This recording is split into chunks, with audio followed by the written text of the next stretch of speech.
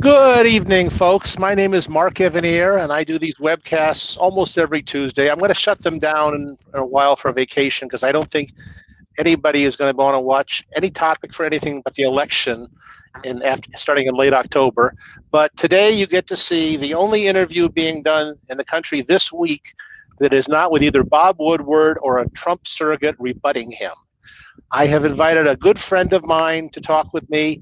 I'm dying to talk to this guy. This is my TV writing partner when I broke into the business. There was a day in the 70s when I was writing a lot of comic books and other things, and I wanted to get into television, and I did not really know how to go about it. I didn't know what the next step is I should take. And this man came into my life, and together we found those steps, and we were teamed for a couple of years. We parted friends. We have lunch every 2 or 3 years, and I enjoy the hell out of them. And so I will enjoy the hell out of this time I'm going to spend talking to my buddy, Mr. Dennis Palumbo. Hello, Dennis. Can you hear Mark, me all right? right? How you doing? Good. It's great to be here. Yes. Dennis, we have a little... Only one of us is how come you look exactly the same and I look like the Unabomber? I don't quite get... because your eyes are failing you. I don't look the same. I weigh a lot more. I have a lot less hair. We've both changed. I think there are no photos of us together. Did you remember us ever taking a photo? No, because in those days, people didn't take selfies. I mean, when you and I were on set on Kotter, there was no selfies, no computers. I remember how excited I was that I was using an electric typewriter that had one of those cartridges that you put in. Yeah. Okay. Well, anyway, let's talk about how we met. Let's talk about what we did together. And then I want to talk a lot about what you've done since then, because you've had a remarkable career. As I told you when we were just doing a little warm-up talking here before we went on YouTube, I was surprised by the turn your career took, but I'm not surprised you were good at it and successful at it, because you were always a very perceptive guy and very sharp and very smart and good with people.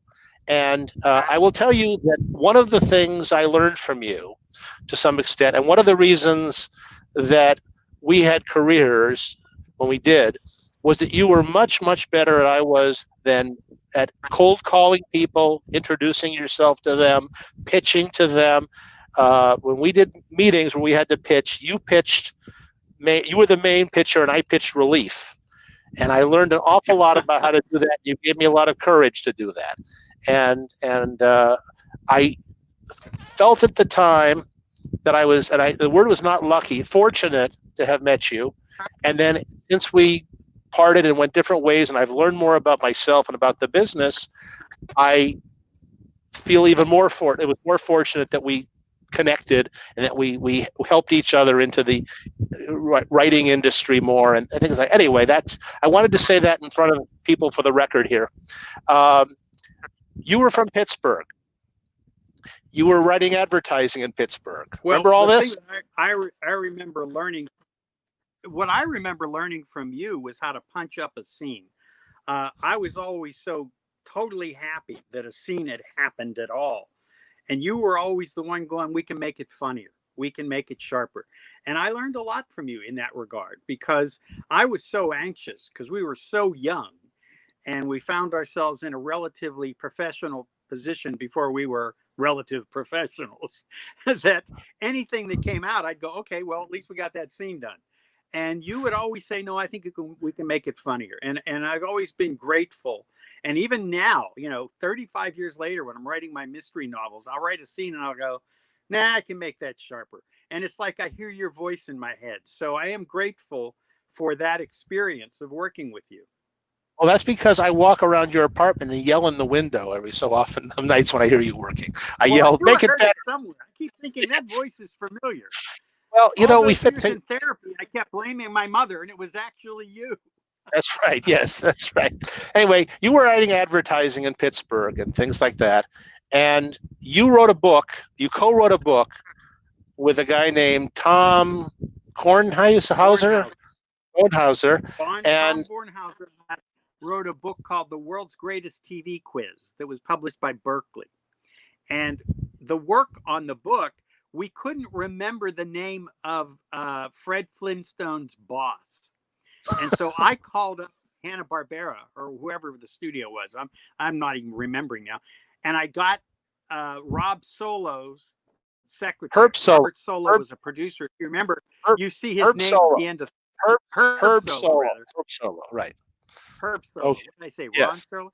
You said Rob Solo. And his secretary said, "Oh yeah, it was Mr. whatever his name is, Gravel or whatever." And Mr. so Slate. It's Mr. Slate. I know this Mr. stuff. Slate. And so I sent her some flowers. This was when I was in the ad business. So when I came out to Los Angeles to try to break in, I didn't know anybody, but when I was a kid, I used to read comics, and in the letters by readers section, I always saw your name. I always thought you wrote the best letters. So I looked you up and called you. But you have left out the fact that I sent you a fan letter on this book. That's this right. Is the, this is the actual copy. I bought this book one day, and I was reading it, and I thought, this was written by somebody funny. Most TV trivia books, this is called The World's Greatest TV Quiz. This is the actual copy I had back then. I still have it. You never signed it to me. It's not signed. We'll have to change that someday. And the book I thought the book was witty and funny, and I had one correction to make, and I also wanted to compliment you on your taste, because either you or Tom were talking a lot about how cute Abby Dalton was on the Joey Bishop show. And so I got to meet Abby Dalton Tom a few years ago. But we both had a huge crush on Abby Dalton. Yes, we did. I got to meet her. She was at one of these collector's shows selling autographed pictures, and I was introduced to her daughter, whose name is Kathleen Kinmont, who looks a lot like her and is an actress of some repute. And Kathleen introduced me to her mother, and she had all these pictures of her that were really cute, of her, when she was young, and she had pictures of her on the Joey Bishop show. And I asked her, are the pictures that have Joey Bishop in them cheaper? And she started laughing. I made Abby Dalton laugh, and I said, "You didn't get along. You didn't get along with him either, did you?" So anyway, she didn't want to say anything bad about Joey. We couldn't figure out a way, since the book was about television and not movies, to talk about Abby's starring role in Viking Women versus the Sea Serpent. And but that was a Harvey Korman, whatever Corman's first name was. Harvey Korman. So not Harvey Korman, you know what no. I mean. Yeah. Roger Corman. Roger Corman. You're going to spend this interview giving me the first names of people because I'm terrible at them, But yeah, I had remembered. Yeah, you did send me a little fan letter about the book, and we spoke on the phone. And the thing I remember is not having laid eyes on each other. By the end of an hour conversation, we agreed to partner up and write television, which I thought was true. Amazing. Well, you were sharp and you were funny, and you seemed to have a drive that I did not have at that moment, but wanted to have. You were hanging around the Comedy Store doing stuff. You did some stand-up, I believe, at the Comedy Store. Yes. That was. I was, I think, officially the worst stand-up comic who ever worked at the Comedy Store. But I used to go there on Monday nights, the audition night. And also I used to hang around this back of the Comedy Store at night and sell jokes to stand-up comics, which is one of the most miserable jobs known to man. And it's funny because that's how I actually started making money as a comedy writer, because Mitzi Shore, who ran the Comedy Store, said to me one time, you're a funny guy, but you're a terrible stand-up comic. But she said, I know Gabe Kaplan's looking for material. So he came to the show, saw my act. We went across the way to the hotel. I forget what it is. I want to say the Hyatt. The Continental. Whatever it was. And I had prepared a bunch of material because I knew he was coming. He spent 15 minutes leafing through the material over and over again, not cracking a smile.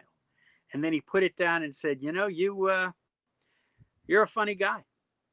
And if I ever go on the road and need someone to help me, I'll keep you in mind. 11 months later, he calls me on a Thursday and says, I'm going on a countrywide tour on Saturday. Will you come with me? And that's how I started writing jokes for Gabe Kaplan. And we went all over the country.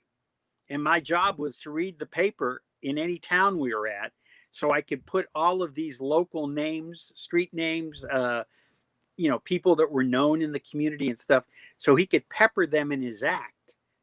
And the audiences just ate that up. And that was my first experience writing jokes. And your other job with him was to go pick up the toupee at the cleaners. Yeah, I wasn't going to mention that, but since you've dropped the bomb, as they say in Law and Order, you've opened the door. Yes. Yeah, he brought me down to, we were always in different hotel suites, and he brought me down to his suite, and he sat me down and looked at me and said, I'm going to tell you something. I'm going to share something with you that only a few people in the world know. Now, here's a box, and I want you to go to this address and get whatever he gives you and put it in this box and bring it back to me. So I go to the place, and when I get there, it's a hairpiece. And the guy puts it in the box, and I bring it back, and I give it to him. And he said, the kind of trust I have in you, that I would let you go do this. Wow. It was hilarious. It was like I had the nuclear codes or something. It was really fun. Well, we met and we started coming up with ideas for things, and we came up with so many ideas, none of which ever went anywhere. But we got a couple of meetings with people, with Herb Solo. We got a meeting with Herb Solo at Hanna-Barbera, and he took a liking to us. He helped us out a lot. And if you remember, one of the more extraordinary days of my life, we pitched him an idea. He was looking for, now stop me if you want to pick up this story. I'll tell this. I'm going to leap forward through lots of things here. But he knew Herb was working for Hanna-Barbera running the live action division. They wanted to have some shows that were not cartoons, and they brought him in and given him the funding to develop shows. And at first he said to us, I've got to work with established writers. I can't really work with beginners because I've got to establish the credibility. The networks are going to be afraid that if they buy a show from Hanna-Barbera, it's going to have a talking dog in it. Yeah. So, and he had made deals with a couple of very big writers, established guys. But he then said, but I'll give you guys a shot if you come up with something. And he said, CBS is looking for some sitcom ideas for Jack Klugman. And I want to see if you can come up with something for Jack Klugman. So we went to my house or your place, whatever it was, and we came up with an idea for a show that could star Jack Klugman. He had just left The Odd Couple. He was talent that the network wanted to corral into something, and they thought the next Jack Klugman sitcom would be commercial. So we came up with an idea for a show. We went into Herb, we pitched it to him, and he sat there looking strange, and then he turned to us and he said, have you guys got any balls? And I think I said, let's go to the men's room and we'll check. And he said, hold on. And he told his secretary to get a guy at CBS on the phone. And I think it was Frank Barton, who was the vice president of programming at the time. Oh my gosh, that's right. I think it was. And he said in front of us, I've got two young writers here. They have no real credits, but they just pitched me the best idea I've heard in a long time. Can you spare 20 minutes in the next couple of days to hear it?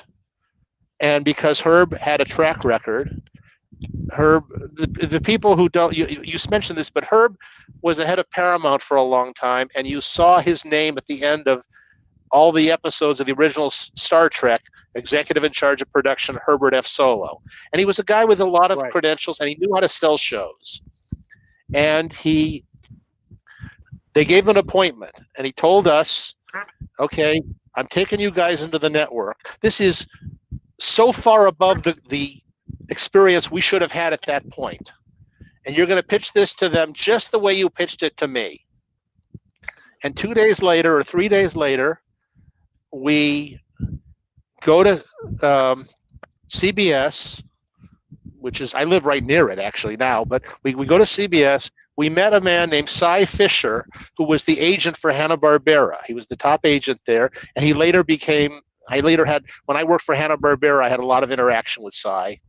But he was the agent in the room, and Herb was there. And the plan was we were going to tell them this idea, and we were not going to mention Jack Klugman. And we'd let them go, hey, you know, this would be great for Jack Klugman. That was Herb's strategy. Well, don't say Jack Klugman. Let them go and then let them figure that out themselves. So we go in, and we were wearing leisure suits. You and I were wearing leisure suits, which was even out a little bit out of style that week. we were like 2 weeks late. So it was announced in Time Magazine. These are now out. The week were wearing. We already had them. So we went in and we sat there, and I remember we were waiting with all the executives are sitting there and waiting for Frank Barton. He was the only person who wasn't there yet. And we're just kind of trying to not pitch anything and make small talk. They had on the monitor, there was a TV monitor on there, and Charles was on it.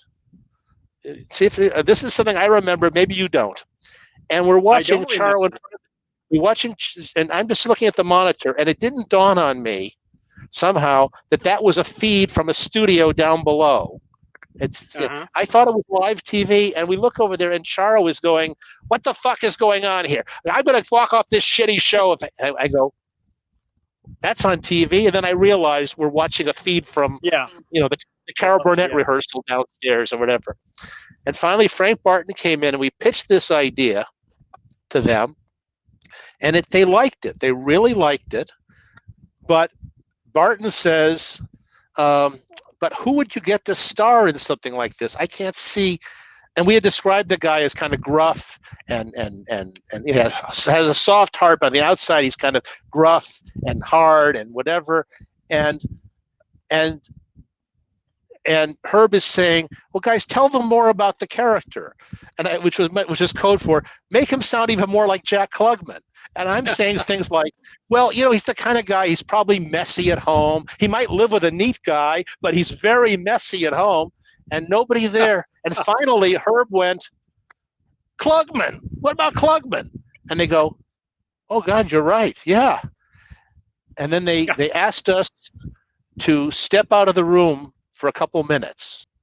And we went outside, and then we came back in. 4 minutes later, they came back in. They said, we love this idea. You guys are great. This is terrific. We've already bought a show that's very similar to this. And they had bought Alice, and our show was set in the diner. They had just bought Alice about 2 weeks earlier. And they said, if you'd come in 3 weeks ago, we would have put this show into development.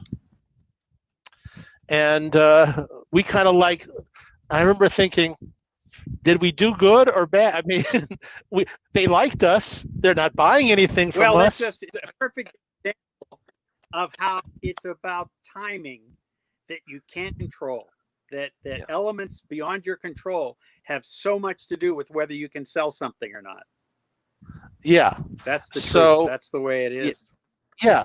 So they ended up taking an option on it. We got a few dollars on the deal, and they decided to hold on to the idea because if Alice didn't sell, they were serious about putting ours into development, our idea in development. If they didn't buy Alice, which had not yet shot its pilot, and Alice was on for 80 years or something like that. It was on forever. Yeah. So that was such a huge hit. Everyone forgot about Grudge, which was the name of our guy. Yeah, our show was called Grudge, about a guy named Grudge, And but Herb was real impressed with us, and he started developing other ideas with us. So you want to keep should I keep the story going, or we're not here to hear me talk. Do you want to take over? No. The things that I remember is that Herb said, look, you're going to have an agent, right? And so we had worked on a spec MASH, if you remember, an episode of MASH. in those days, the way people got representation is they wrote an episode of a show that was on the air already, so you could demonstrate, you could watch something and then replicate it. And so Gene Reynolds, it got to Gene Reynolds through Herb, I think, whether it was No, through it Herb or got not. no. Okay, I'm going to correct you now. Okay, because it went to Gene Reynolds, who liked it and didn't hire us. That's what I No, remember. Love you. no. Okay. Not hire All right. I'm sorry, Dennis. I'm going to tell you the real story here. Okay, good. Because I remember it poorly. Herb had said to us, if you guys come up with something that they want to buy, they're not going to trust you to be showrunners. We're going to need an experienced producer. So he introduced us to a man named Jerry Davis. And Jerry Davis. God, I forgot about Jerry Davis. Yes. Jerry Davis, who had produced Bewitched and The Good Guys and The Odd Couple. The Odd Couple. And many other shows. And we had lunch with Jerry and met him. We got along with him. We went to his house. He became very friendly with us. And he. Do you remember the joke? Remember the joke he taught his son? His son came in and said, "I just came back with. My girlfriend and I just came back from." And Jerry said, "Banger," and the kid said, "Banger? I hardly knew her." Yeah, the kid was 10 years old. Yeah, they did that whole routine for us. And that routine was in the movie, the play, Tribute, which Bernard Slate wrote based on Jerry's life. We saw it happen live. I remember thinking, because I saw a performance of it here in LA, and I thought, holy shit, that's Jerry Davis. That's right, yeah. Anyway, so Jerry had asked to read our MASH script, the spec script MASH script we wrote. And so you were in Pittsburgh with Gabe while this happened. I made a copy of the script. I delivered it to Jerry's house. The next morning, I was still living with my parents. I get up at about 10 in the morning, and I'm in my pajamas, and there's a phone call from me from Jerry, and he says, "I read your MASH script, and I took the liberty of sending it to Larry Gelbart over at MASH. You have an appointment." No. I took the liberty of calling Larry Gelbart. You have an appointment in 1 hour with him to give him a copy of it. So I had to get showered and dressed quickly, and I only had one copy left. It was the only copy I had of that script, but I knew you had a couple, so I wasn't worried about giving him my only copy of it. And I walked, because my car was in the repair shop. I walked to 20th Century Fox and walked over and met Larry Gelbart, a hero of mine, and we talked for 20 minutes about a funny thing happened with the forum, and I left him the script. And we got along great, and he became a friend of mine, actually, from that point forward. But he called me 2 days later and said, "I love this. We're not buying right now. I would like to talk to you guys about, I'd like to just sit on it, and when we get a script order for more episodes, you'll come in and we'll bat it around and see if we can find a story in it." Because we had about 9 plots in that whole episode. It was a thing where everybody had, every cast member had a problem, a crisis going on, and they all kind of solved each other's at the end. Everybody's, Hawkeye's problem solved Radar's problem, and Radar's problem solved Father Mulcahy's problem, and so on. And he liked a couple of the ones in particular. He liked. Do you remember the problem we gave Father Mulcahy? Do you remember that? Yeah. You remember the script? Do you remember the problem we gave him? I don't remember the script. I don't problem remember we the gave script at all. The problem. I'm glad you're here because I don't remember this. Well, the problem we gave Father Mulcahy was that they couldn't get movies. He was in charge of morale, and he was in charge of making sure they got movies to watch, and they hadn't had a new movie in like 6 weeks, and they were dying for a movie. And somebody said, "Listen, I think there are some movies in that storeroom. Go see if they're there." So he goes to the storeroom, and in the storeroom they have stuff that is left over from Henry Blake's office, but it got cleaned out. And this is after McLean Stevenson's character had been killed. So he pulls out this reel of film, and it says it's from the Tabasco Film Company of Tijuana. In an earlier episode, McLean Stevenson was getting porn films from the Tabasco Film Company in Tijuana, and so Mother McKay, he puts the film on to see if it's something suitable for his for the to show to the GIs, and he gets all upset about it and flustered, and Gelbart loved that and a couple of the other subplots, and he said, maybe we'll rip this thing apart and come up with something. So I'll call you guys in a couple of weeks or months when we get a script order. And then he left the show. so that and Gene Reynolds ended up inheriting the script, and he wasn't that impressed with it, as I recall. But they paid us something for it, I think, because he held on to it. Yeah, and now again, I could be wrong, but I thought Gene Reynolds was the one who recommended us to Robinson Weintraub. Was that right? No. What happened was that.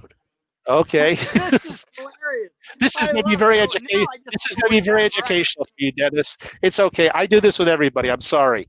I called Jerry to report what's Jerry. I called Jerry to say thank you for setting up this meeting with Larry Gelbart. He liked the script, but he can't buy it. And Jerry said to me, "Don't worry. There's something else happening. I can't talk about it now, but in a couple of weeks you'll know." And a couple of weeks later, he called us and he said, "I just signed on to produce the Nancy Walker show for Norman Lear, to co-produce the Nancy Walker show for Norman Lear, and I want you guys to work on the show." So that was how we got hired. And our first day of going over to the Norman Lear's office, which was the day I parked in his parking space. I parked in Norman Lear's parking space, and we got in trouble. I had to run out and move my car. We got a message here from somebody's in the chat room. Bino Gimbel wrote, and one of the young writers named Mark promises that he will never accidentally park in Norman Lear's parking spot again, which is true. I had to promise that. They were mad at me. So somebody said to us, "Who are your agents?" And we said, "We don't have agents." And they said, "You can't work for Norman Lear if you don't have agents." So they said we should get some agents, and I think it was Gary Belkin who recommended us to Robinson Weintraub. I could be wrong. He was working on the show. But at the same time, I had amassed a whole bunch of people who I knew, TV writers I knew, who had said to me, "Don't sign with an agent till you talk to me." So I called Stanley Ralph Ross, who I knew, and said, "We're thinking of signing with an agency called Robinson Weintraub." And Stanley said, No, I want you to go see my guy. And he sent us to see Leonard Hanser at Major Talent. And then I called Harlan Ellison, and I said, "I'm thinking of signing with an agent, and I've talked to, we're going to see Robinson Weintraub tomorrow, and we're also going to see a guy named Leonard Hanser." And Harlan said, no, go see my guy, Marty Shapiro at Shapiro Lichtman. And we ended up going to see about 9 agents in 1 week, all of whom wanted to sign us as clients. I remember that kind of agent. We did our agent tour. I remember that so clearly. One of the more educational weeks of my life. Do you remember Marty Shapiro's office, our visit with him? It was very, one of the strangest things. Marty Shapiro, he was Harlan's agent. And we go in, and he says to us his opening line. Now, remember, we're talking to people who are in charge of selling. The guys who are going to sell us. So they're good salespeople. Yes. If they're not, they can't. It's like if they can't sell us, they can't sell our work. And Marty Shapiro turned to us and he said, "Now listen, I'm not good at getting you work." I remember that.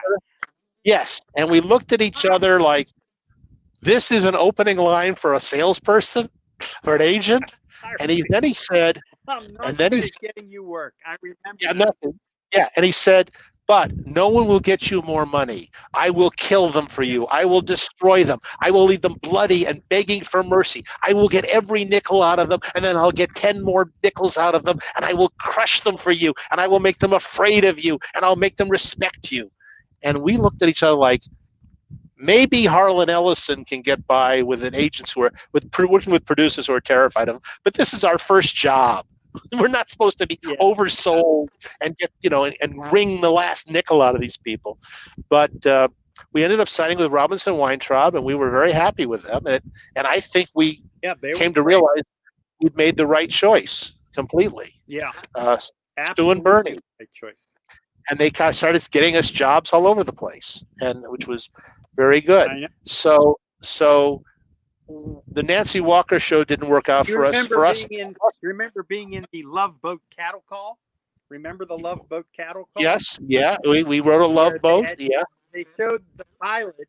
The showrunners showed the pilot to, and I don't think it's even legal to do this anymore, to like 20 writing teams and wannabe writers and people with one credit, whatever. And we were in that room, and then they said, go away and come back with ideas. And we came back with ideas.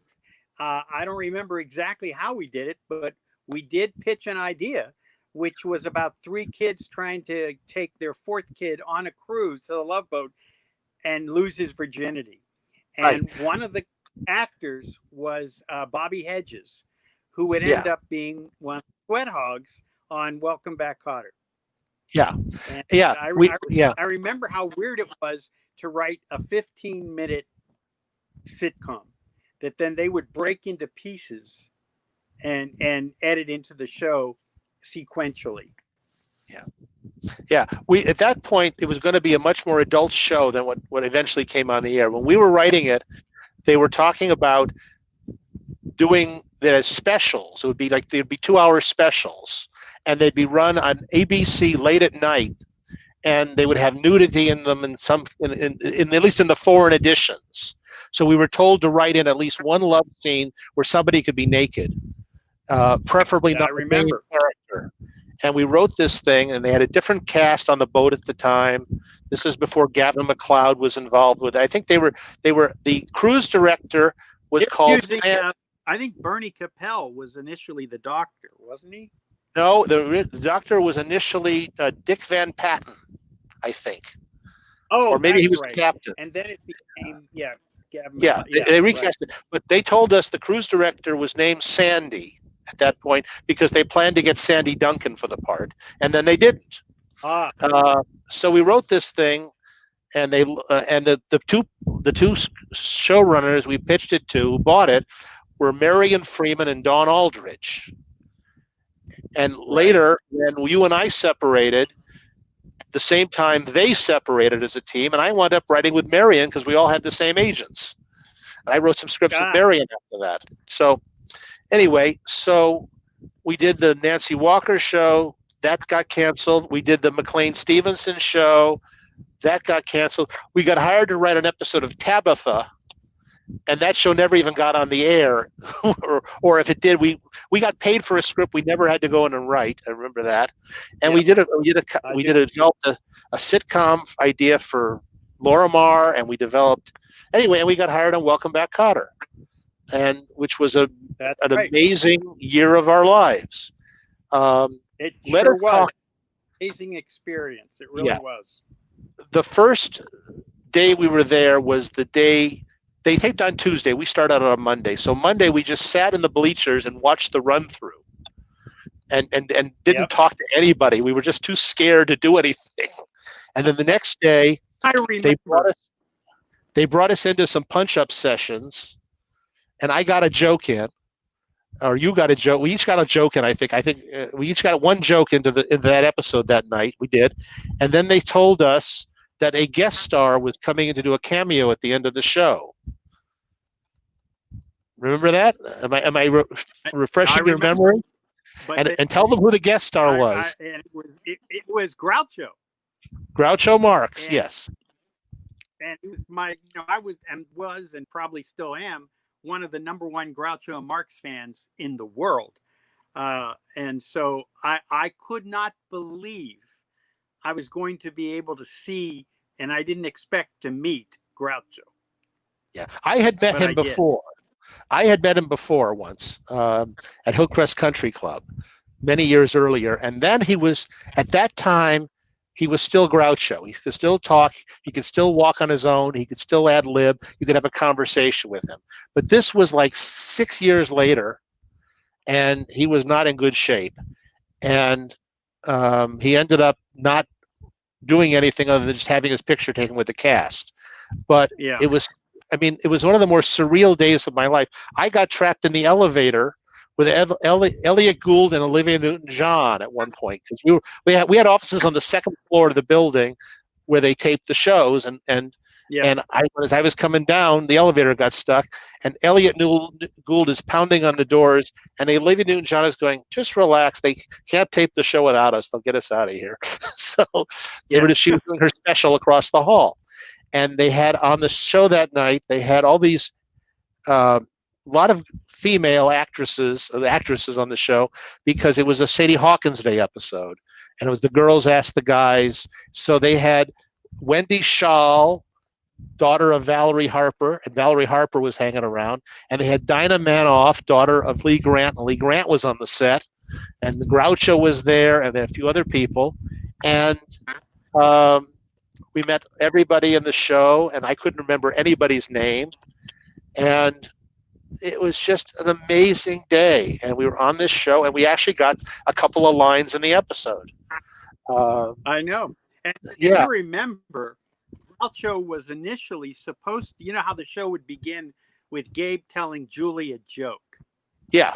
Well, the show was supposed to open with he tells Julie a joke, and then Groucho sticks his head in and says, "That's the most ridiculous thing I've ever heard." Yeah. But he couldn't do it. Yeah. And so I ended up, when I shook, because Aaron Fleming was right behind him. He was in a wheelchair, and I shook hands and, mumbled something about what an honor it was. And I could tell he was barely there, but I still got to shake his hand, which is one of my favorite moments in my showbiz career. Yeah. Well, it didn't dawn on me that night. Lots of things didn't dawn on me that night. Very few things did dawn on me. But later on, it was alleged that Aaron Fleming was keeping Groucho drugged. And I'm wondering if the problem wasn't that he was old that night, the problem was that he was on something. Because he just couldn't really talk very well. He didn't really know where he was. I don't know if you've seen it, but some of the photos they took that night have finally surfaced. There are photos from that night. No, I haven't. Yeah. Oh my God. Yeah, a couple. I'll send you a couple of them. They're not. You and I are not in any of them. If they had panned one of them slightly, we were peon. We were story editors. But I got right to the side of the set. If they'd panned slightly to the right with one of those photos, I would have been in the shot. But what happened was that they had a photographer there from ABC. They brought Gabe in. My friend Mike Preminger was the warm-up guy that night. And Mike Preminger is in front of this goldenrod curtain doing the warm-up. And why am I telling all the stories tonight? Here, I've got my guest. Because I have no memory. Okay. I'm way too old to remember those stories. You're going to have to talk the entirety of the rest of the show after we get through our part together. So nobody had told Mike Preminger about Groucho. And Mike is out there doing the warm-up in front of the set. The audience has not yet seen Gabe or John Travolta or any of those people. And they decided to walk Groucho out. He got out of the wheelchair, and he was going to walk out to the set. And they decided the easiest way for him to walk was to just walk straight in front of the audience. It was the most direct route, and then go through the part in the curtain. So the rest of us all ran around to the back, and Groucho all by himself is walking in. And Mike Preminger is talking to the audience, doing the warm-up, and all of a sudden it's over, and there's this old gentleman shuffling towards him. And he didn't know who it was. And then suddenly he goes, and I talked to Mike about this. He remembers this very vividly. He thought to himself, "Oh my God, that's Groucho Marx." And he introduced them, and the audience just exploded in a huge cheering, standing ovation. And Groucho didn't even hear it or see it. He comes through the curtain. They set him behind Mr. Kotter's chair in the classroom, and they took a bunch of pictures of him. Then he left. And I went up to the photographer beforehand in the Evening with Groucho LP that had been issued of his Carnegie Hall concert, which was actually not his Carnegie Hall concert. They passed another concert he did off as the Carnegie Hall concert. Dick Cavett in the introduction said, "Don't take flash photos. They make Groucho dizzy." So I went up to the photographer And I, thinking I was being helpful, I said, I understand that Groucho gets dizzy if you use a flash. And he said, I won't need a flash on the set, and these pictures are never going to be seen anywhere. And he's in terrible shape. We're just going to take the pictures and throw them away. Yeah, yeah. So they took the pictures, and I kept asking people from ABC, "Are there any pictures?" And Gabe called up, like the head of the publicity department, said, "Are there any pictures of Groucho?" And they said, "No, there aren't any." And sure enough, a couple years ago, they turned up on the internet, where everything eventually turns up, and there are photos from that. They're not great ones. There are photos from that night, and that night, one of my memories. Yeah. One of my memories from that show was when John Travolta would come to the table read so exhausted because he'd spent 3 hours after a workday in dance practice. He said, for this silly, stupid movie I'm doing called Saturday Night Fever. And then if you remember, a couple of days later, he brought in the poster with him in that white suit, and all we did was rag on him and make fun of him. And he was like mortified and would soon, have the last laugh because it became one of the biggest movies ever. But I remember so clearly seeing that poster and thinking it was the silliest thing I'd ever seen with him in that white suit. And you flash forward a million years, and Gene Siskel bought that suit. From Siskel and Ebert, he bought the suit, the white suit. I forget what he paid for it, but it was very high. He paid a lot of money for it, and Roger Ebert told everybody that he had to have a tailor take it in at the crotch. Anyway, no, I remember getting along great with John, getting along great with Gabe. I thought Gabe was a terrific guy. I remember Marcia Strassman never speaking to us. They were very easy to work with. Yeah, the thing I remember also, it's just the way my mind works. The TV Guide, remember when the TV Guide was a little digest, and they used to do profiles of people, not like it is now. And they did a profile of Bobby Hedges, one of the Sweat Hogs. And Bobby unfortunately said, we're like the Marx Brothers. Really, we improv everything on this set. We make up everything on the set. And I remember how angry our show, Peter Meyerson and Eric Cohen, how angry they were. And so for the next bunch of episodes, we hardly gave Hedges any lines at all. And we kept saying to him, you can improvise something while you're down there, can't you? Just make the stuff up as you go along. Yeah. Because that's how snarky writers are, petty. Well, we got along great with Gabe. I thought Gabe was a great guy. Even when we were up to his house writing all night, he was very terrific. He was smart. I thought he was very, and he was great. I thought Marcia Strassman didn't talk to us. She was mad at everybody at every time. Travolta was great. We got along great with Larry Hilton Jacobs, so with Bobby Hedges. And I think I was the only person there who was speaking to Ron Palillo by the end of the season because nobody got along with Ron. And the guy we loved the most was John Sylvester White, who was so wonderful. Mr. Wooden, of course. That's right. He was wonderful, and he was an old radio actor. And I had such regard for the length of his career. But I often wondered if he really understood the stuff he was saying on set. Do you remember the joke we wrote for him that didn't get a laugh at all? We wrote this joke. I remember a joke with him that I loved where he said something about he was so mean, he was going to go door to door at Christmas and say there was no Santa. Then there was another joke where he was going to get someone I think it was a discarded refrigerator or something like that at a time in the news where kids were getting locked in refrigerators. So I remember, though, he never, I think, really understood the jokes. Well, the great moment for me was we gave him a joke, and the joke was it was the episode where John Travolta's character is cast in the school play.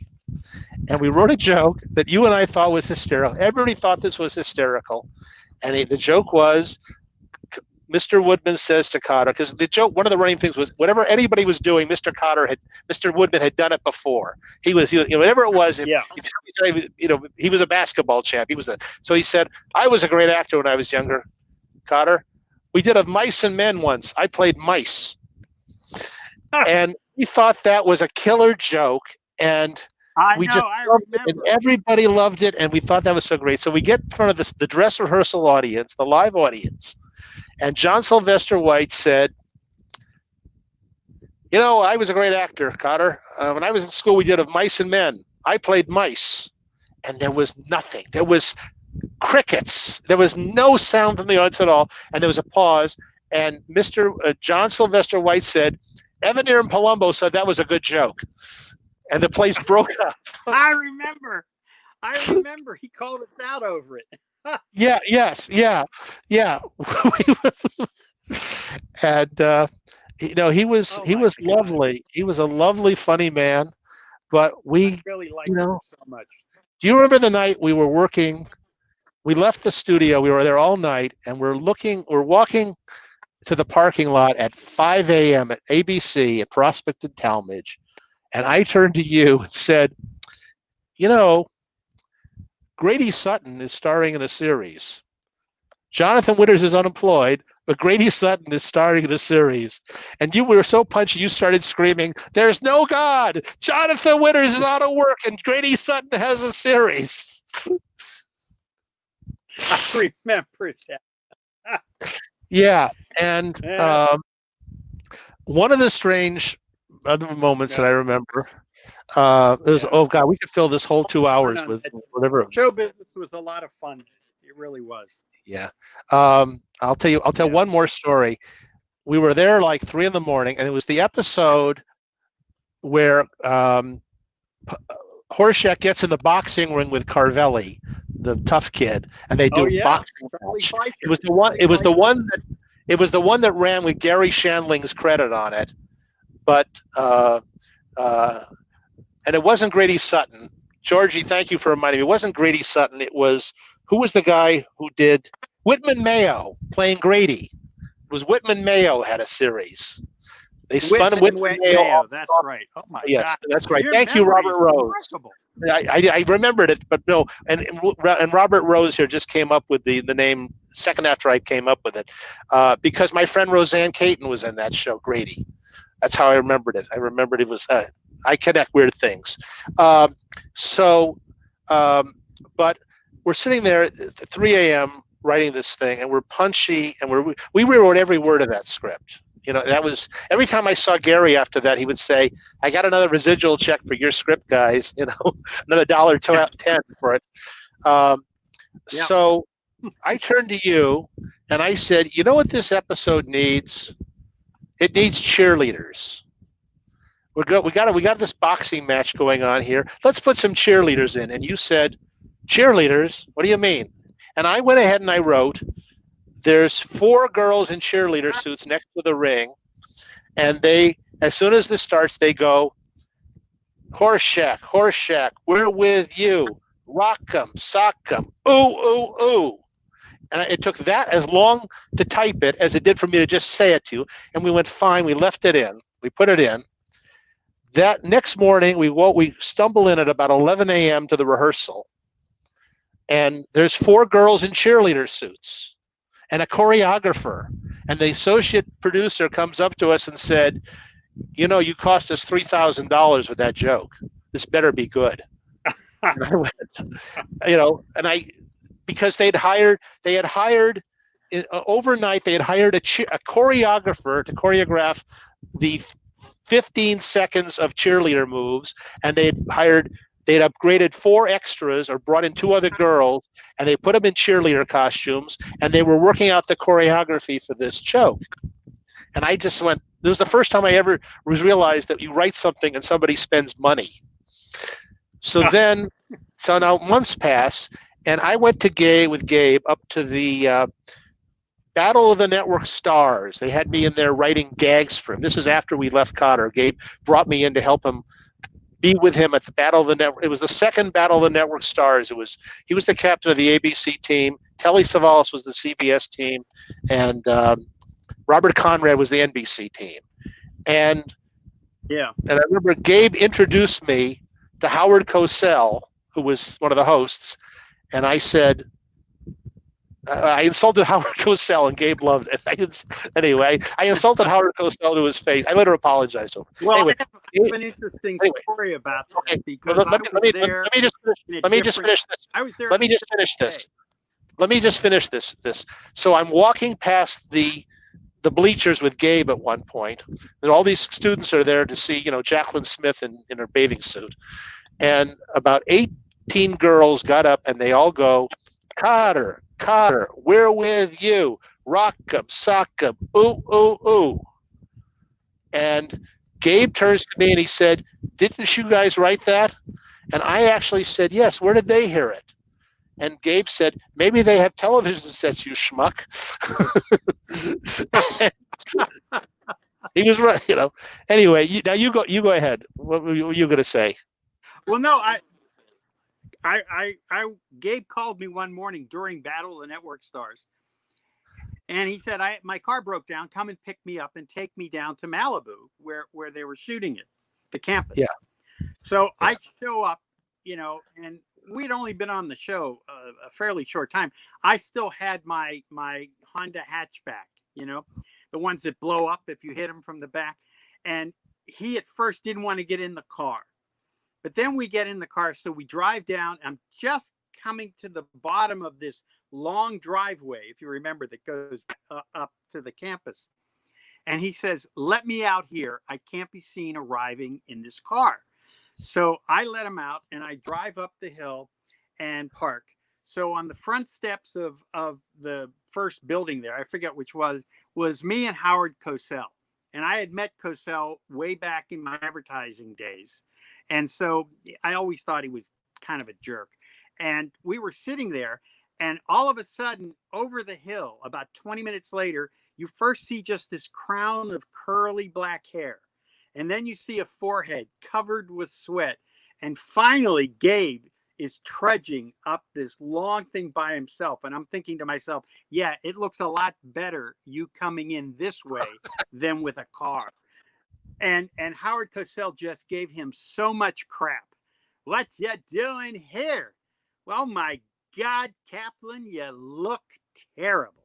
And he just gave it to him over and over again. It was very funny.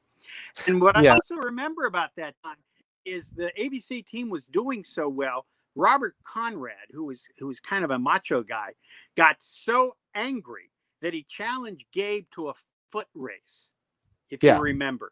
That was he and Gabe, they did this like 50-yard run or whatever, and Gabe won. And when I turned to him and said, congratulations, he said, I'm a Jew from Brooklyn. I've been running from guys like him my whole life. Yeah. You were at the first, he took him to the first one of those at Malibu. I went with him to the second. And so a different one? Yeah. Yeah. And he introduced me to Cosell. And Cosell starts shaking my hand with those grips where he grips as you can't let go of your hand because he's got his other hand holding it together. And Cosell says to me, young man, I envy you this. I'm the only person in the world who doesn't do a Howard Cosell impression. I envy you this moment because you will tell your children and truly your grandchildren how you got to meet the intellectual conscience of the sports world and network television, Howard Cosell. How I envy. He goes on for like 3 minutes with this. And when he finishes, I turned to Gabe and said, you're right, he is an asshole.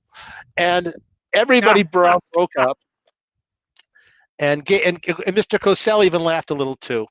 So about half an hour later, Howard Cosell is standing doing nothing. He wasn't involved in anything. And he's watching Jane Seymour dry off from having been in the pool in this spandex nylon bathing suit that they picked out so it showed a lot of her body. And she's got this long hair and she's drying it out and she looks gorgeous. I actually hit on Jane Seymour at that event and got the nicest stay away from me, you creep, turn down you ever saw in your life. So, but she was gorgeous.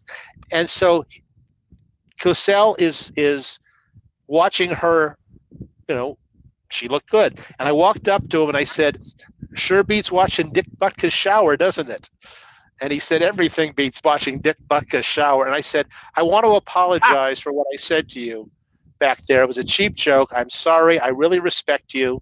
Because he was the guy who took, the stance against for Muhammad Ali, and he was starting to yeah, turn against boxing in general. He was actually sometimes, and I said to him, I really respect you, and I just was going with a cheap laugh, and I apologize for that. And he said, no apology necessary, young man. I have come to realize that part of my lot in life is to be the subject of ridicule, and it's made me a lot of money and a lot of fame. And yeah, he said to me, and this is the thing I remember vividly. He said, it's very tough trying to live down to my reputation and up to it at the same time. And I thought, what an yeah, amazing thing for him to say. Now, later when I yeah. worked on That's Incredible, Fran Tarkenton had all the Howard Cosell stories in the world, which were amazing. But anyway, so we were on Kotter. What else? Let's see. Do you have any other memories of the show? I remember when we taped the show, and then they told the cast to go get it. After we finished taping the show, we were going to pickups, and they told the cast to go get into their Act One wardrobe again so we could do pickups. And the Act One clothes had been stolen out of the dressing room by some teenagers who snuck in and stole Travolta's outfits and all that. So we couldn't retape the, we couldn't redo the first Yeah. pickups of the first act until they caught them a couple blocks away and got the clothes back from them. I remember staying there Well, you know till. what? I have one of my favorite memories is you and I came up with an idea, a story pitch where Larry Jacob, Boom Boom Washington's, has a couple black friends come over and go, "Why are you hanging out with three white guys? Why are you hanging out with them? You should hang out with us." So the story goes up to Comac. All of a sudden, we get a call. I don't know if you remember this from Jimmy saying, "Come up to the office." We go up to his office. He says, "Shut the door." We shut the door. We go to his desk and he says, "Boom Boom Washington isn't black. Glad you Yeah, guys could come up." And then we go out. And that was the end of that story pitch. I never forgot that. yeah. Were you as Now unimpressed? they do that story, but there was no way they Yeah, do it then. yeah. Were you as unimpressed with No Mr. way. Comac's comedic ability as I was? I thought he didn't know anything. I thought Comac just didn't know anything. That his notes were All always I dumb. remember about Jimmy is that everything was orange. His shirt was orange. The cover of the scripts were orange. All the offices have orange walls, and and he worked with a producer named Paul Mason, who I thought was the creepiest guy I'd ever met in my life. The joke that I heard from Hank Bradford is every time Paul Mason jumps in the river, they have to file an environmental impact report. Yes, that's right. Yeah, yeah. Do you But remember? he was You remember when? Oh, you remember when Gabe got our network rep fired by imitating Paul Mason? Do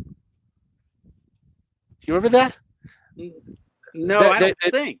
I we don't had think this. so. We had this. ABC had assigned this kid to the network to the show, and Gabe hated him. Gabe just didn't like him. So the guy's name was, I think, Kenny.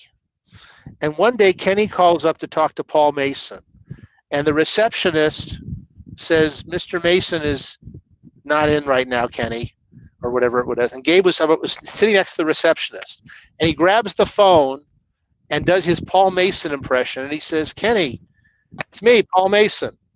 I just came in here. I just walked in. I was waiting for your call. Did you call about the replacement of Gabe Kaplan?" And Kenny goes, "What?" He says, "Oh, we got rid of Gabe Kaplan. We fired him." And he starts talking to. Did any of this trigger your memory? He says, "Paul, Gabe's terrible. He's been holding the show back. So we're thinking of getting Ronnie Shell to play the teacher, or we're looking at maybe."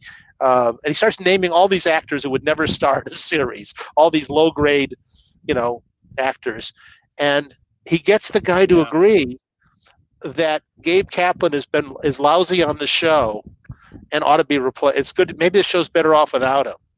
And then finally he says, in his own voice, he says, "Kenny, it's me, Gabe." He goes, "What?" That was me doing my Paul. It's Gabe. I'm doing my Paul Mason impression. You knew it was me all along, didn't you? And Kenny said, "No, I had no idea, Gabe." And he went and quit the show because he was so humiliated by it. He got rid of the guy that way. Um, Oh my God. but uh, I remember not getting along with Ron Palillo. I remember, although I got along with him better than anybody else did, I think. And I remember a lot of late nights, a lot of rewrites. It was a very amazing time. And I remember wanting to get off that Yeah, show. the only time I saw Ron Palillo later was after My Favorite Year had come out, and he was doing a play in Santa Monica about Mitzi Shore as father. And Sammy Shore, yeah. I forget who Ron was playing. So I go backstage afterwards to congratulate him. He comes up to me, pokes me in the chest, and said, "Why didn't you hire me to play Benji in My Favorite Year?" And he walks off. And that was my only encounter with Ron Palillo after Welcome Back, Kotter. Yeah, because of course you cast that whole movie, Yeah, well, I ran into Ron when he was doing voices at Hanna-Barbera, and he was very unhappy. There's a guy, I felt sorry for him. He had the famous 15 minutes of stardom of Andy Warhol talks about, and it was about 15 minutes. And he didn't make much money on that show. They didn't pay those guys very well. You and I were getting paid more money than Travolta on that show, literally, and we weren't overpaid either. I know. And and Ron, had that one break, and the show, and his pilot didn't for the spinoff didn't get picked up, which you remember that we went through with them, and he just it's a you think TV stars have great lives, and some of them do, but every often there's some guy who just some of them do, but a lot don't. They never which is what they never which get is one of past that initial success. Yeah. we'll get to this in a minute, but it's one of the reasons you have a busy practice now, because even people who are famous and outwardly successful have trouble coping with the pressures of getting there, staying there, getting back to it, whatever it is, the careers. We finally decided to split up after Kotter because I wanted to get off the show anyway, and I didn't want to come back as a solo writer. And you had some other things you wanted to do. You wanted to write movies, and I wanted to. Yeah. I actually wanted to get back into comic books. At features.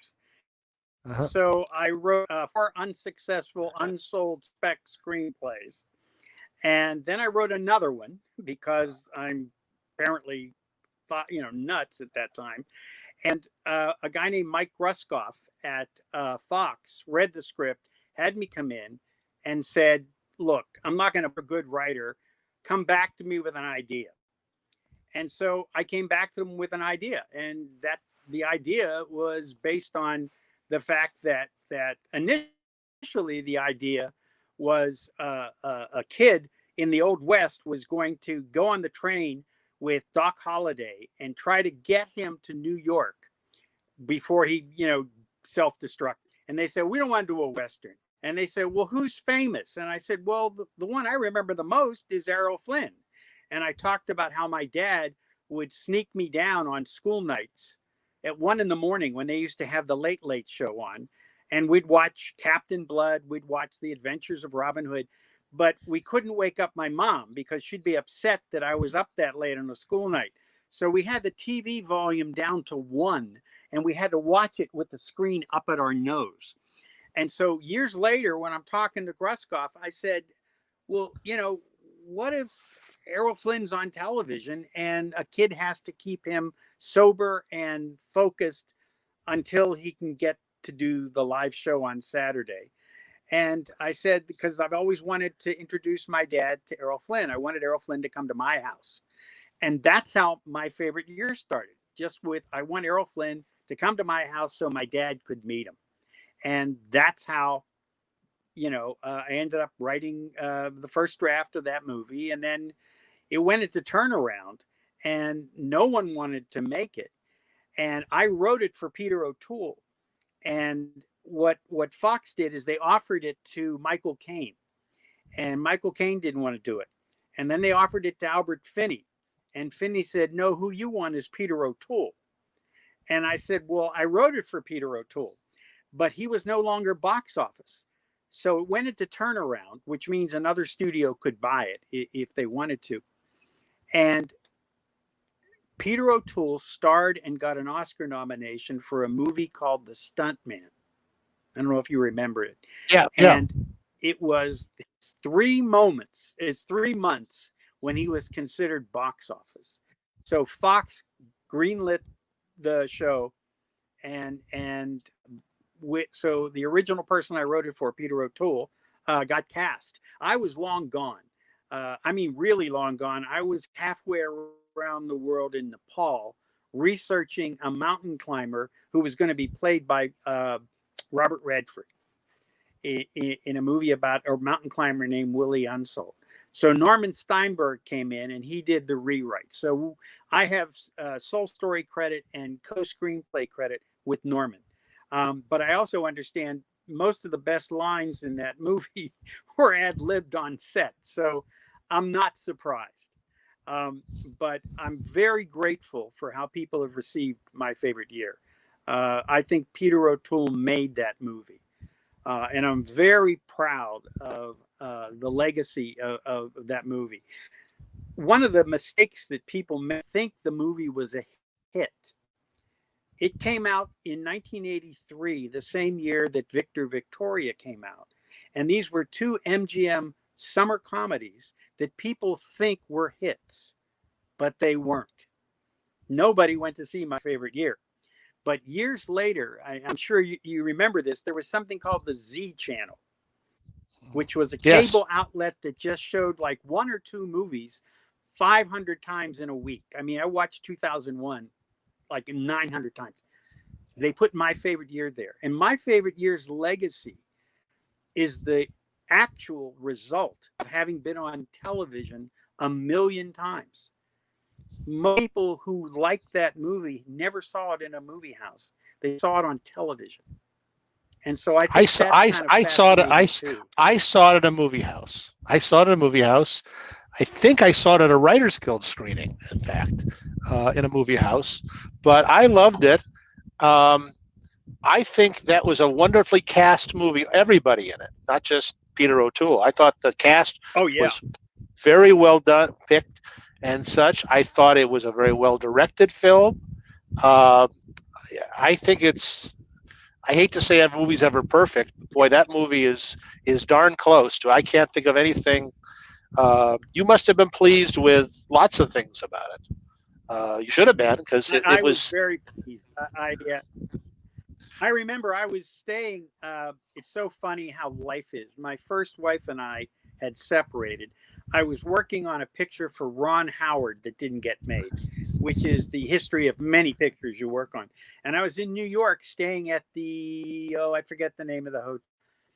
Time Magazine is reviewing My Favorite Year and gives it a rave. And I'm sitting there and I'm saying to myself, my life is over. My marriage is over. I'm here writing a movie with Ron Howard. Ron doesn't like me. And I open up Time Magazine and there's the review of My Favorite Year. And I go, well, it all doesn't totally suck. I'm in Time Magazine. And so I thought that was pretty cool. I remember thinking how cool that was. Yeah, no, I thought it's a film that people love. I've showed it a couple of times to people who had never seen it. I've got it on my DVD. I've got a DVD carousel player, which is out for repairs now, but it has a couple hundred of my favorite movies on it, and I've showed it a couple of times. And it's very rich film, but there's so many good performances. Lou Jacoby is so wonderful in that film, and I'm blanking on the guy who played Sid Caesar, Joe Bologna. Joe Bologna. Well, that's great. Joe Bologna. Joe Bologna. Lainey Kazan was in it. She was great. And Bill Macy. It was very, very well cast. And I think Mark Lynn Baker did a great job. They hired someone who looked exactly like how I looked at the time. And even though by then Mel Brooks and I weren't speaking, which is another story, I was stunned that they hired someone who looked so much like me. I thought that Yeah. was very funny. Yeah. You should have hired Ron Palillo for that part, actually, but it's okay. Yes, I hired Ron Palillo. Yeah. So anyway, I can't listen. Show business was really good to me. I had 17 really good years. I worked on a lot of TV shows, when I was a solo writer, and I got to write a number of screenplays, two of which got produced, which wasn't bad at the time. And but I left show business to become a therapist, but not because I was having a bad time. Actually, the year I hired from show business was the biggest year I had as a writer financially. But years before, everybody asked me this, so I'm going to save you the trouble. How did you end up becoming a psychotherapist? When my marriage ended, I went into therapy and I fell in love with the process. I just thought it was so cool. So I started taking graduate courses in psychology, not because I thought I was going to change careers, but I was so interested in it. And I also told myself, well, as a writer, it can't hurt to take all these psychology classes. Well, the next thing you know, I'm a year away from getting my degree and I keep going. So I'm going to class in the evenings and on Saturdays. And I'm like Batman because by day I was Bruce Wayne's screenwriter. And by night, I was a student getting my master's degree. No one in show business knew that I was doing this. And then you had to have 3,000 hours of clinical work as an intern before you could sit for the exam. Well, I figure, okay, I'll do the clinical hours. I like working with people. And so one day I'm sitting in a restaurant that's no longer here. It's called La Dome on Sunset. I I'm know it. sitting with a producer who's trying to get me to write a movie for him. And I keep looking at my watch because I'm afraid I'm going to be late for my internship at a psych hospital where I was working with schizophrenics. So I get out of the lunch, I'm zooming down La Cienega. And I had a road to Damascus experience, except it was on La Cienega. I'm driving down there and I realized I couldn't wait to get away from the lunch and I couldn't wait to see my patients. And at that moment, I thought, maybe I want to do this. And so I kind of decided there. This is after 6.5 years where I'm still writing movies and pilots. The last thing I wrote was a pilot at ABC. And if they had made the pilot, I don't know if I would have taken the test, but they didn't. So I took the test and passed. And the day I got licensed as a therapist, I called my agent, my business manager, my lawyer, and who else? I called someone else. I fired all of them in 10 minutes. And for the first time, I felt I on the right path this part of my life. And so while I'm really grateful for my show business career, it was the best decision I ever made. I love being a therapist. I've been doing it for 30 years.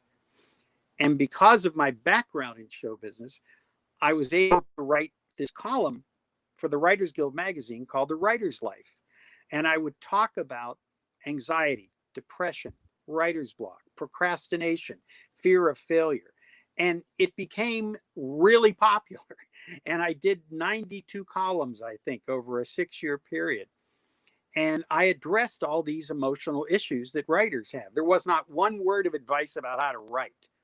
It was about how to survive and sustain being a writer. Well, from that column, I built the private practice that I have now, wherein I specialize in creative issues.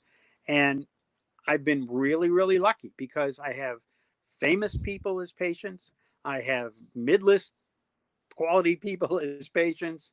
I have movie people. I have television people.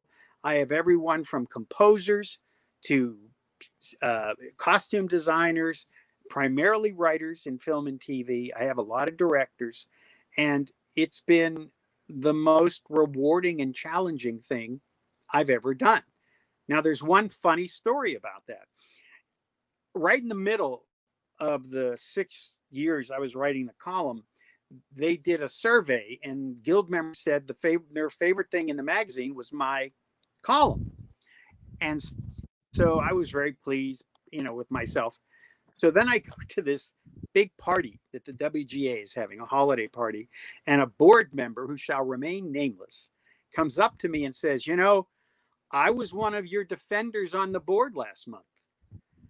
And I said, I didn't know I had attackers.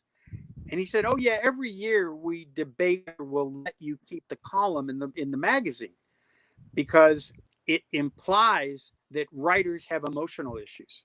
And we don't want that to be the picture in this town. I don't see anyone in the DGA magazine talking about directors having anxiety. Why do we have to listen to your column talk about why writers have anxiety? And so it was the first time I realized it was actually a controversial column. I just thought everyone loved me. And so, but that column built my practice. And the I learned from missions. And while they come in with issues like, oh, I'm blocked or I'm procrastinating or whatever, invariably, because all of your creative issues are inexorably wound up in your personal issues, we end up talking about their personal issues and the source of their anxiety or depression, or what a writer's block actually means to them and why they might procrastinate, and so, for example, a lot of times procrastination is merely a fear of shameful self-exposure. And so, we work on what fame like in your childhood and stuff. So I'm very pleased that I got the opportunity to do it. And then in one of those weird, ironic things, when I was in college, my goal was to be a novelist. And then after being in advertising, I liked film and television so much. I came out here, and as you described, we were very lucky and got a show business career very quickly. In my late 50s, I thought, I think I want to try my hand at a novel. And I'd always been a big fan of mystery stories, and I'd had many mystery short stories published in magazines. So I began a mystery series whose hero is a psychologist, an Italian American with glasses and a beard, who went to Pitt and grew up in Pittsburgh, and it takes place in Pittsburgh.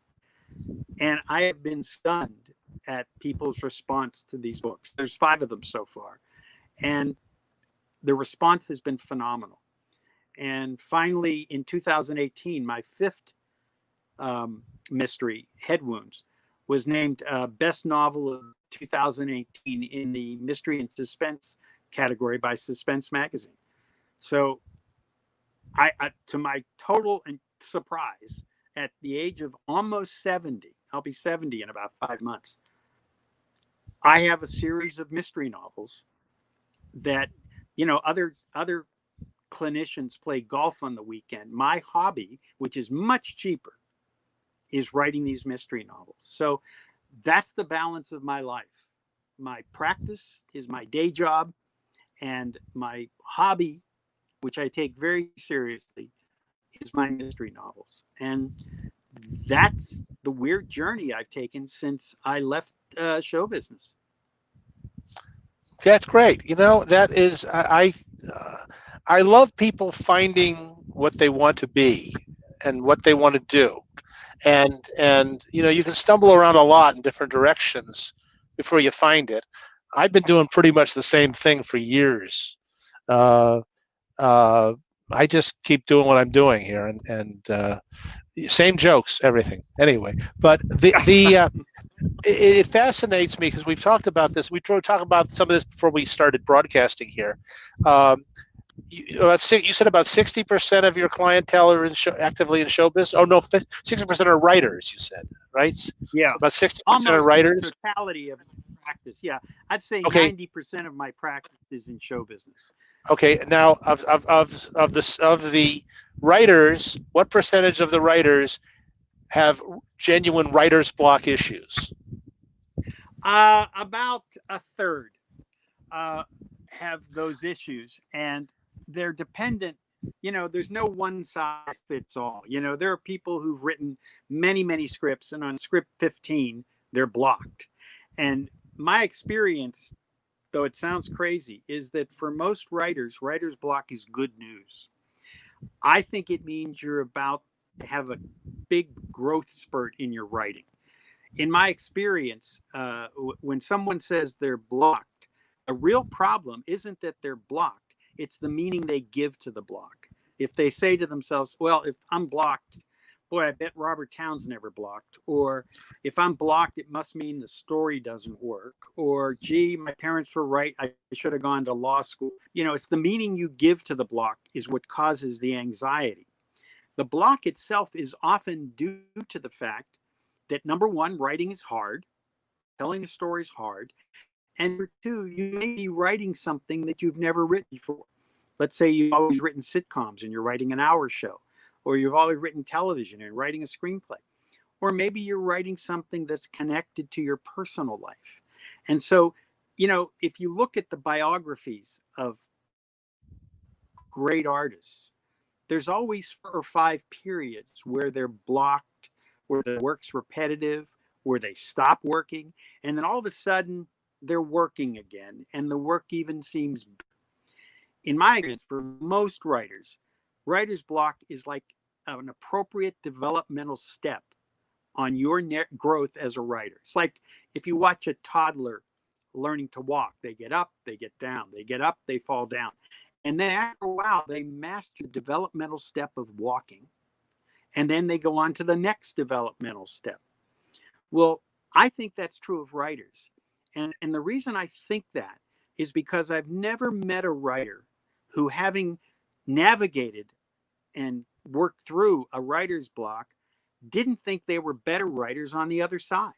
So I do see it as a natural developmental step in your growth as a writer. Is it And is so it ever now, okay? the point is, now that I've said that, the shame or with the block, the meaning you give to it is all based on your childhood dynamics. If you grew up with a parent who said, yeah, you'll never make it as a writer, that block is going to indicate and affirm the truth of that. You see what I mean? Or if somebody said, yeah, you sold a script, but you were lucky. That was a lucky break. So then you're blocked and you're going, I guess he was right. I was a one-shot wonder. It was a lucky break, and I'm never going to be able to do it again.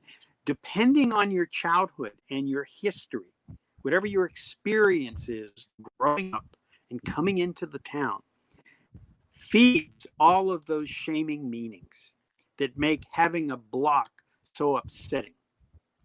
I'm sorry I interrupted you, by the way. No. Actually, you are answering questions before I can ask them. You are. I keep thinking of a question I want to ask, and you answer it before I can get it in. I was going to ask you, to what extent are writer's blocks based on external factors or internal factors? Somebody said something to you as an external impact, something you just have a problem where you are writing something you've never written before and you have anxiety about going there. That's an internal problem, as opposed to something that's imposed on you by someone in your relationship, parent, a mate, or anybody like that. And you already answered that. So it just seemed to me there's a difference there in the way of approaching it. Do you find that a lot of your problems the people who come to you with problems are too much success versus not enough success? Just career anxieties. Yeah, the career anxiety of not enough success sounds relatively familiar, conventional. It has a tremendously negative impact on your self-concept, your feelings of inadequacy and self-doubt. So that's kind of more understandable. Where people get confused is that there is a lot of anxiety associated with success. If you've sold a TV, I've just had 1 million times in my 30 years, TV series. It's on the air for 4 years. And then the next 3 pilots they write don't even get shot. And they start to feel they're jinxed. that their success was a fluke, or their success made people only want to see another version of the thing they were successful with. The other thing that happens, and I mentioned this to you before, that I have a number of Oscar winners and Emmy winners in my practice, and many, many more who've been nominated many, many times. And I've come to believe it's better to be nominated for an award than to win. What happened with a screenwriter of mine who won the Oscar is instantly his representatives doubled his price. And so then the next person you're worth already is mad at you. But they hired you because you're an Oscar winner. No matter what script you give them, they're going to say, this doesn't seem like Oscar winning material to me. They're already mad because they're paying you more, and the expectation is much higher. And if you're nominated, people know you're a really good writer. You are nominated for an Oscar. You'll dine out on that for 3 or 4 years. You'll get offered a lot of work, but you won't have the same level of high expectation and therefore disappointment. Secondly, your own expectation after winning an Oscar can crush you. You'll doubt every idea. You know, it's called the sophomore slump. If you win an Oscar for a screenplay or win an Oscar as a director, they're gunning for you on the outside world for your next thing. But you yourself are now thinking, I've got to achieve that same level of critical and commercial success. And as you know, that's a will-o'-the-wisp. There are so many elements involved in why a film works or doesn't work, or why a TV show succeeds or doesn't succeed, you know, with trends and casting and what time slot it's on. And there's so many variables over which the creator has no control. Yet imagine a creator who's won an award thinking, I got to follow this up with another award winner. And what if I can't? Yeah. As I told you before we were talking about this, I have a couple of friends who won Emmys, and they thought, oh, this means I'll always work. And then they got really paranoid why they weren't working as much as they expected to. And they got very, very defensive, like they were now entitled to work. And it hurt them more than helped them. I think you're right. This is why I don't ever win the awards I'm nominated for. I think I try really hard not to win. It's much simpler that way. Very smart of you. Very smart of you to strategically do that. Yeah, there is the fantasy that if I win an award, I will always work. And Hollywood's memory is very short, number one. And the fact that you won buys you maybe 18 months of meetings. But then what you pitch has to be the kind of thing that they associate with what you do. You know, so if you've won for a big drama, but your dream in life has always been a madcap comedy, you can pitch that all over town. No one's going to buy it. I mean, the only reason Jerry Zucker got to make got to make Ghost after making millions of dollars for the Airplane franchise is because he did it for $25,000. It's like when Clint Eastwood would say, I'll make the next Dirty Harry movie if you'll let me make Honky Tonk Man or Bronco Bill. Yeah. It's the Sean Connery. Do that. It's the Sean Connery method. He would alternate Bond films with the films he wanted to make. Yeah. Right. And really smart writers understand that it's one for them, one for me. You know, and actors who are smart know the same thing. One for them, one for me. Yeah. Good. We only got a few more minutes here. Dennis, do you find now the novels, the Daniel Rinaldi novels, they appease a part of you, and the work, your day job, appeases a different part of you? Is there something missing in there for you? Right now, the only thing that's missing for me is I like the outdoors. I like hiking, trails, you know, the Pacific Trail and Angeles Crest and, you know, Chantry Flats. And I don't get enough of that. I think some of it has to do with age, laziness.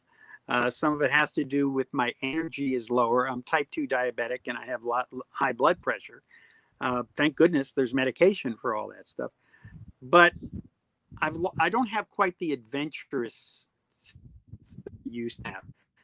Uh, Between my marriages, when I was working on this film for Robert Redford about the mountain climber, and these were the days, believe it or not, where Columbia Pictures would just give me a credit card and say, go around the world and learn everything about mountain climbing.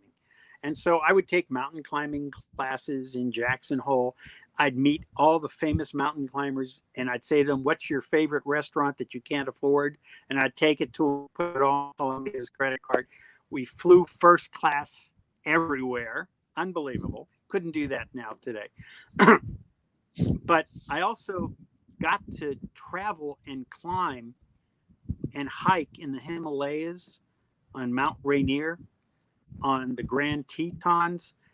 And I also realized once I got married again and had a child that I can't be a dad and fall off a hill.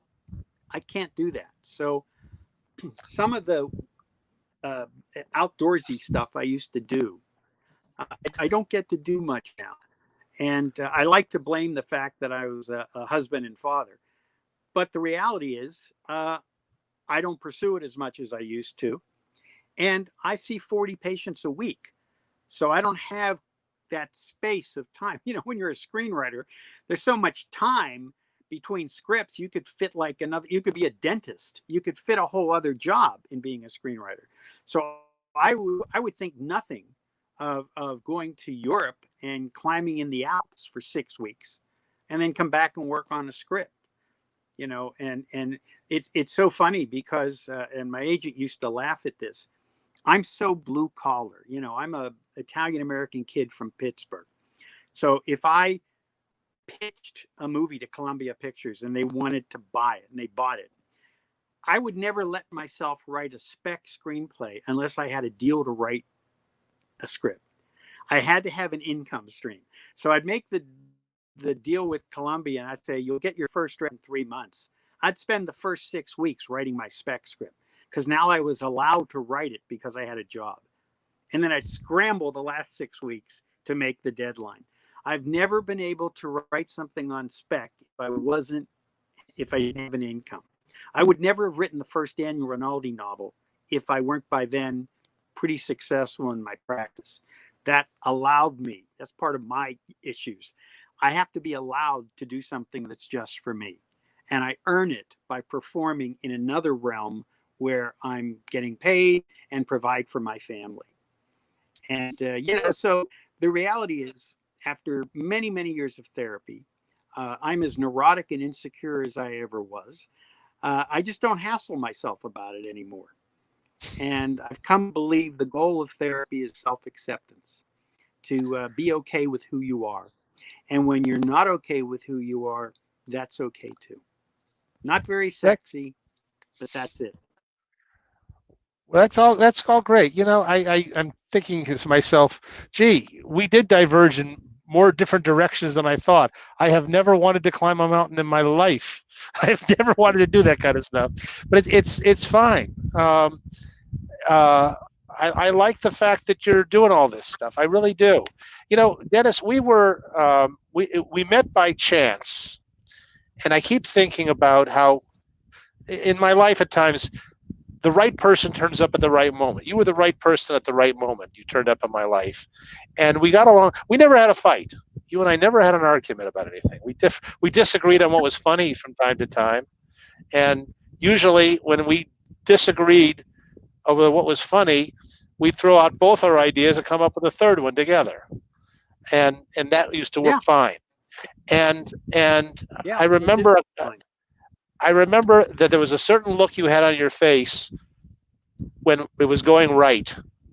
You know, we had something, and suddenly all of a sudden we would say one of us would say something, and you'd suddenly grin, even if you just heard me repeat what you said, and we would figure it was usually right. The case. Well, you know, I was not I did not come to collaborating with another person as naturally as I might have. I always had a problem with. To me, writing was a solitary experience, and I had at the time we were doing Kotter, I had some problems with. I feel like I'm being one of your patients now, but I had some problems with the idea of writing with another person in my head or in my ear or next to me, or jumping into the middle of my ideas and such. And I learned a lot about how to work with other people working with you. And I couldn't have probably had a saner person for that than you. It was a very good Well, experience. I really appreciate it. I appreciate you saying that because I think of writing as solitary. I had more trouble in a writer's room. You know how sitcoms have 8 or 9 writers in the room, Yeah. and the idea of competing, pitching jokes, and often shows that you and I are together, like Cotter, or shows I did afterwards. Often the writing staff, half of them were stand-up comics, and they just fun machines and pitching, and I always felt like, let me go off and think about it, and I'll come. But I never felt comfortable in the rough and tumble of a writer's room. I think I could fake it sometimes, but I never felt that comfortable. And I remember that the most comfortable I ever felt was when I was on Kotter, because I always figured you had my back. If I said something stupid, you'd clarify it so it looked less stupid. You know what I mean? And I that thought you were really doing that appealed for to me. me. I thought you were doing that for me. That was a tough room. No, it was a very Well, tough no, I room. thought you were doing that for me. And Sorry, remember I Eric didn't. Cohen? He had this big styrofoam pencil. Dennis, you're breaking up. Hold it. Time out. You're breaking up for me. Hold on here. Let's wait a second. Take a breath. Okay. Okay. Say what you were saying again. Start over. Because I think we lost a couple I was mentioning words there. Eric Cohen, who Peter Myerson was one of the EPs on the show. And I remember Eric had this big styrofoam pencil. Part of me used to think, did he get it from Land of the Giants? Was it a prop or something? Anyway, you would pitch, and I remember him stomping across the couch, hitting me on the head with it, and yelling, "Not funny." And I thought, now looking back, you'd take him down to HR for that. You'd also take us all down to HR for the dirty, rotten, sexy, sexist jokes we did constantly in front of women who were taking notes or supervisors. They'd have us all thrown out. We'd all be down at HR fighting for our jobs. I don't remember women taking notes on us that I worked on stuff. I don't remember. I was taking the notes on Kotter all the time. I had the neatest handwriting. A lot of notes on Kotter, but I remember I think her name was Carol something, either on Kotter or on one of the other Kotter shows I worked on, Jimmy Comack shows. I worked on a Jimmy Comack show called Sugar Time. Sugar Time. Sugar Time. And we had a woman who took notes, and she knew us all so well that we'd pitch something and we'd see her hands stop. And, Hank Bradford would say, "Why didn't you write that down?" And she said, "Because you're not going to like it and it isn't funny." And by the time it was over, we were pitching jokes only to her. And if she laughed and wrote it down, it stayed in. It was really funny. Yeah. No, I don't remember in Kotter that happening. I don't remember any women. The only person in the room was one of the producers for a while, Jewel Renaud was in there. But I remember her. Yeah. And her husband was Jerry Renaud. Jerry Renaud, yeah. Right. Yeah, that's right. They left the show and went on to something else while we were there. You and I had like seniority the third week we were there because there was so much turnover in the producers and such. Yeah. But I remember that I wound up taking the notes most of the time because I had the neatest handwriting, and we managed to do an awful lot of crisis rewriting when they're down on the stage rehearsing. Remember, there was a time we were Oh passing God, I scripts remember down that. to the page. Um, we had a dress rehearsal. It was so terrible that you and I rewrote the whole first act or the second act. We wrote the Yeah, second I act remember that at over. crisis writing. It was funny because my years as a copywriter in advertising taught me to write fast and get it down as quickly and intensely as possible. I remember having dress rehearsals, then we go to dinner, dress rehearsal in front of an audience, and we go to dinner Right. and write half the goddamn script Yeah. for the final taping. And I was the always audience. amazed acts could remember the new line. Yeah. But we would go to the dinner break, and the audience for the second taping is already lined up, and we're starting to rewrite the script while they're waiting to get into the studio. And we rewrote a whole Yeah, act one time in about 45 minutes. I never typed faster in my life. And they were literally taking the yeah. pages down to Well, the you know what rehearsal this all hall. is about, though, Mark? Yeah. Yeah, this is all about the fact that we were young men. I mean, can you imagine working till 3 a.m. every night? It was, oh God, I don't know where We we have the did. stamina. We did that. Yeah, You we know? did. Yeah, we did that. Yeah, When we were doing Kotter, I could not get the time.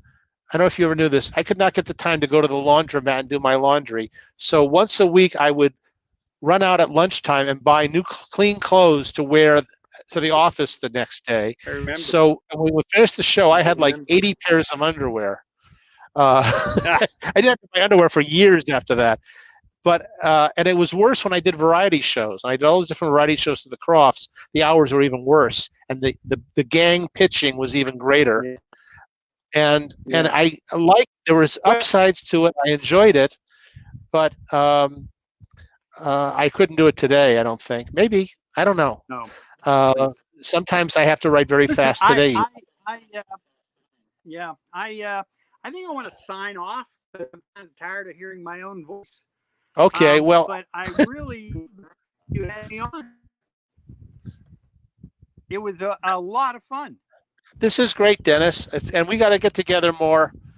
We can I know. tell the stories we won't want to tell on YouTube. Thank you for I know. doing this. I already censored some of the stories I wanted to tell. Okay. We can share. Yeah. Let me All right, apologize. when COVID is over. Okay. When COVID's over, we can get together. Okay. Let me apologize to the folks in the chat room for not getting to some of the questions there. Let me apologize if the picture was freezing up or audio. We have no control over that. It still looks better than the Princess Bride read they did, which, by the way, is a wonderful video to see, the one they just did a couple days ago. Thank you, Dennis. My pleasure, Mark. We will talk to you very soon. All those of you in the chat room, any watching this live, this show will repeat on YouTube ad infinitum. Thank you very much, and we'll see you next week here. Bye.